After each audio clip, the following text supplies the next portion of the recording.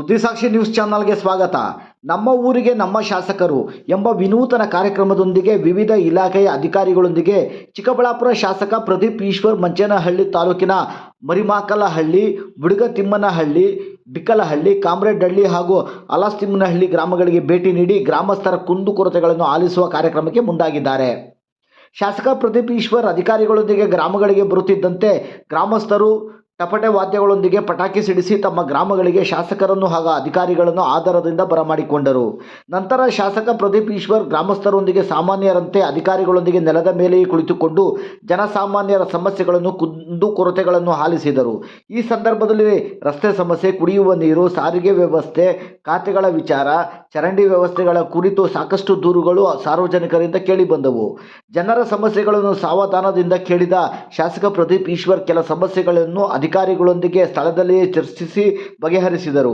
ಉಳಿದ ಸಮಸ್ಯೆಗಳನ್ನು ನಿಗದಿತ ಅವಧಿಯೊಳಗೆ ಬಗೆಹರಿಸಬೇಕೆಂದು ಸಂಬಂಧಿಸಿದ ಅಧಿಕಾರಿಗಳಿಗೆ ಸೂಚಿಸಿದರು.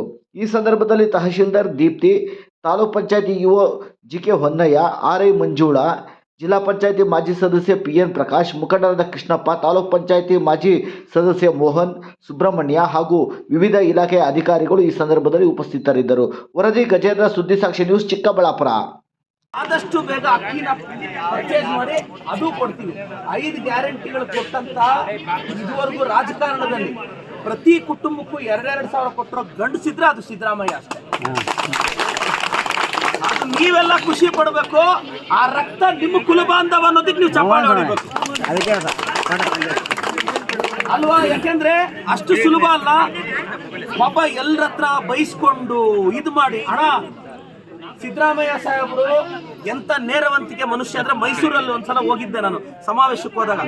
ಅಣ್ಣ ಇವತ್ತು ನೀವಾದ್ರೂ ಸ್ವಲ್ಪ ಚೆನ್ನಾಗಿ ಒಳ್ಳೆ ಮನೆಯಲ್ಲಿ ಕಟ್ಕೊಂಡಿದ್ದೀರಾ. ನಾನು ಸಿದ್ದರಾಮಯ್ಯ ಸಾಹೇಬ್ರ ಮನೆಗೆ ಹೋಗಿದ್ದೀನಿ.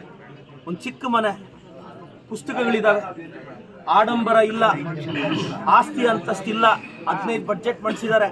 ಅಷ್ಟು ಸರಳವಾದ ವ್ಯಕ್ತಿ. ಅದು ನಿಮ್ಮ ಸಮುದಾಯದಲ್ಲಿ ಹುಟ್ಟಿರೋ ವ್ಯಕ್ತಿ 15 ಬಡ್ಜೆಟ್ ಮಾಡಿಸಿದ್ದಾರೆ ಅಂದ್ರೆ ಇವತ್ತು ಕರ್ನಾಟಕದಲ್ಲಿ ಕುರುಬ ಸಮುದಾಯಕ್ಕೆ ಏನಾದರೂ ಒಂದು ಅಸ್ತಿತ್ವ ಸಿಕ್ಕಿದೆ ಅಂದ್ರೆ ಅದು ಸಿದ್ದರಾಮಯ್ಯರವರಿಂದ ಮಾತ್ರನೇ ಕಾರಣ. ಅಷ್ಟು ಹೇಳ್ತಾ ಇವತ್ತು ಏನ್ ನೀವೆಲ್ಲ ಹೇಳಿದೀರಾ ಒಂದೊಂದೇ ಬಗೆಹರಿಸ್ತೀವಿ. ಬಸ್ಸು 2 ದಿನದಲ್ಲಿ ಆಪರೇಟ್ ಮಾಡಿಸ್ತೀವಿ. ಈಗ ರೋಡ್ ನೋಡಕ್ ಹೋಗೋಣ.